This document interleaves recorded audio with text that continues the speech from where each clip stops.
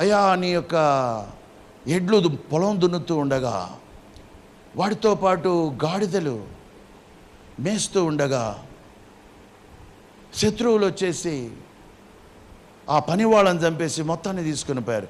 ఆ మాట చెప్పక ముగించక మునిపే 7,000 గొర్రెమేకల మందలు పొలములో మేస్తూ ఉండగా ఆకాశము నుండి అగ్ని కురిసి, ఎక్కడి నుంచి అంట? See the power of Satan is just equal to the God.